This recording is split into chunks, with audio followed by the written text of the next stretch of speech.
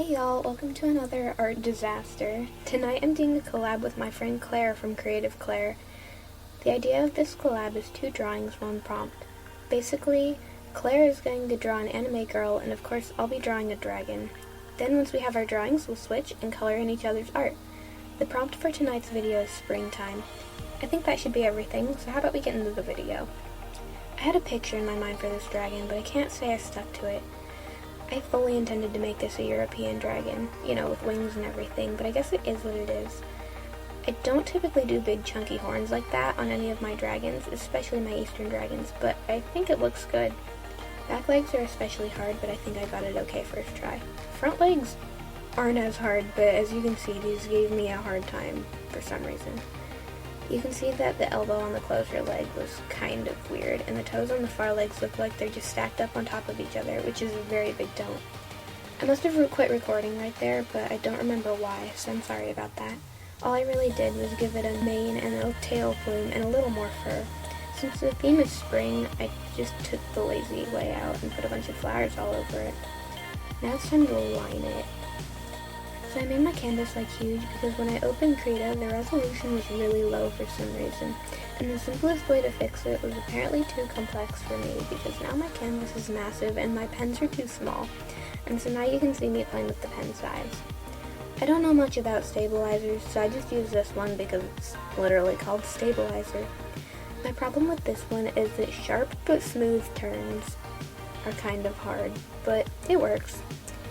Here, I accidentally connected the fur to the base of the horn, and I tweaked the tip a bit so that it wouldn't happen like that.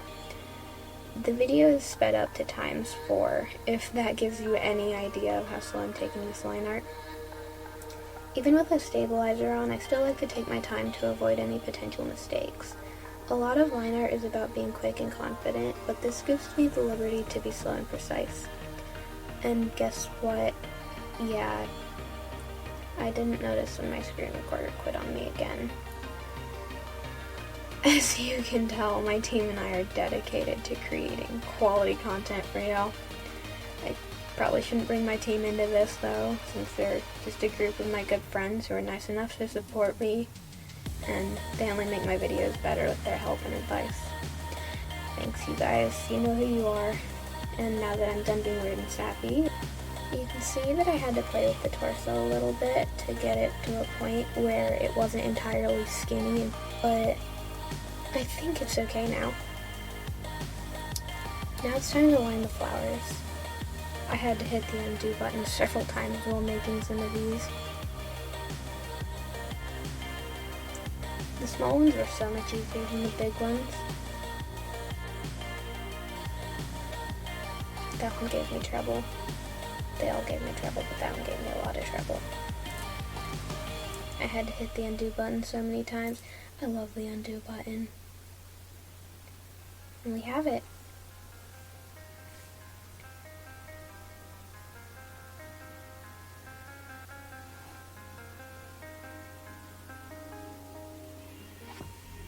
Close enough.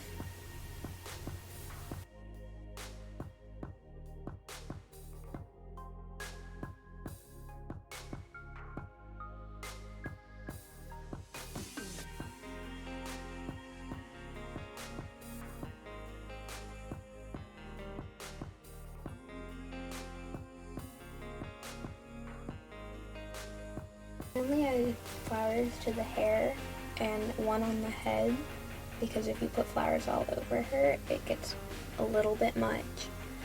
I could have wrapped vines around her tail and legs, but I was just too lazy, and I don't know, I didn't think it would fit somehow.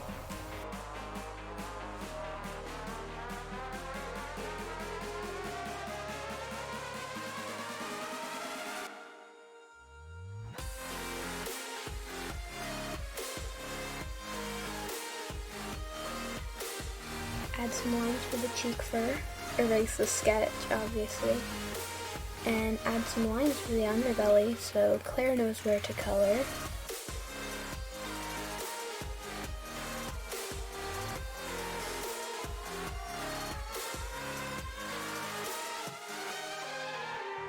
And now it's time to sign it.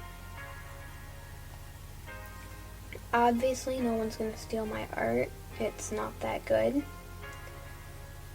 But I just do this when I like a drawing. Ignore my terrible calligraphy.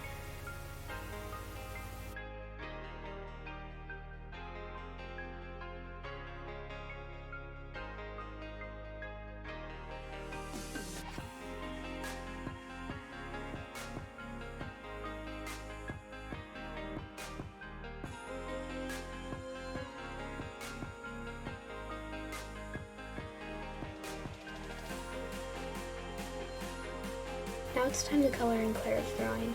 She texted me a picture, and since she did it traditionally, I had to tweak the brightness and contrast of it to make it clearer. It's printing!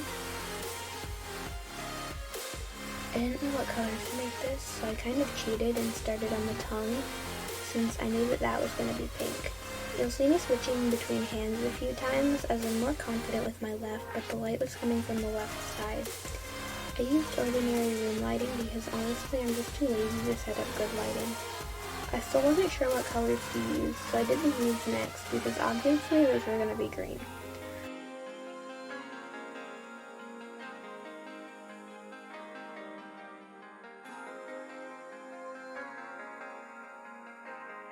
Finally I decided to make the tips of the hair pink and fade it to brown at the top.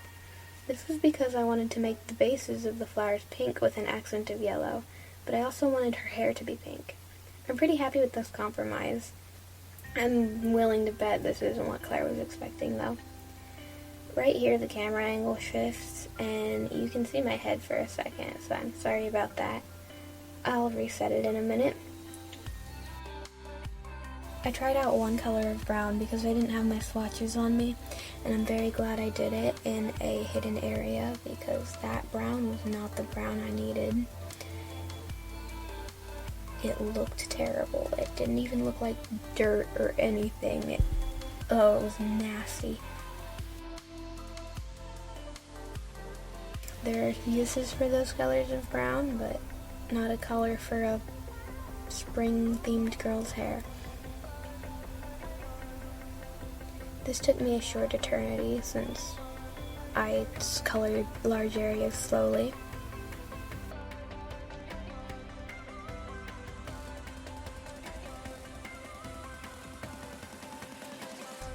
I think this shade turned out well. Finally we're to the flowers, and I did yellow first because that's the part I was really excited about for some reason.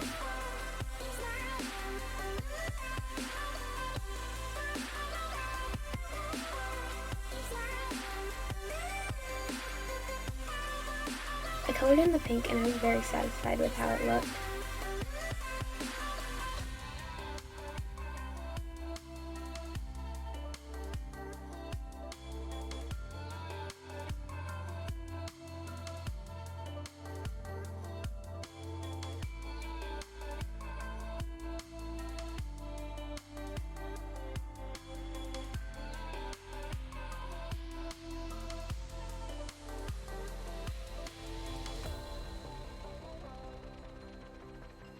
I wasn't entirely sure what those little ruffly flowers were supposed to look like, so I colored them in pale yellow. Now for the skin tone, I just used peach, and if you're wondering what kind of pencils I'm using, they are Prismacolors. Pretty basic, nice pencils. I wasn't sure if that thing on her shoulder was a chain or like pearls or something, but I thought a chain would be cuter, so I just colored right over it.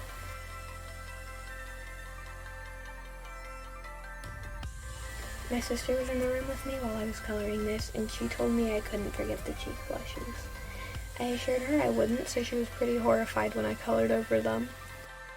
I said I hadn't forgotten about them before she even looked down at the drawing, and she still didn't believe me. Thanks for the trust, sister. I appreciate it.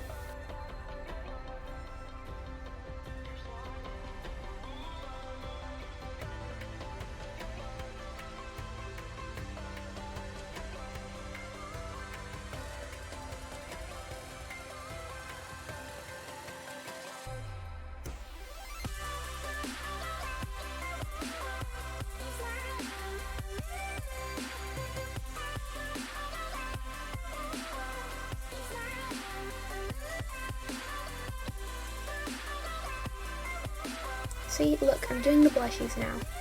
I used blush pink, naturally. And I love blush on anime characters, so I went for it. I kind of overdid it. I know. Making the pupils red makes her look evil. Just trust the process, okay? It'll get better, I promise. That's what I was telling myself while I drew, honestly, but it turned out fine. I darkened up the pupils to make them a bit less horrifying and then started coloring the irises pink. She was still kind of staring into my soul, so I made the borders of the irises dark and faded it into the pink. I think it turned out good.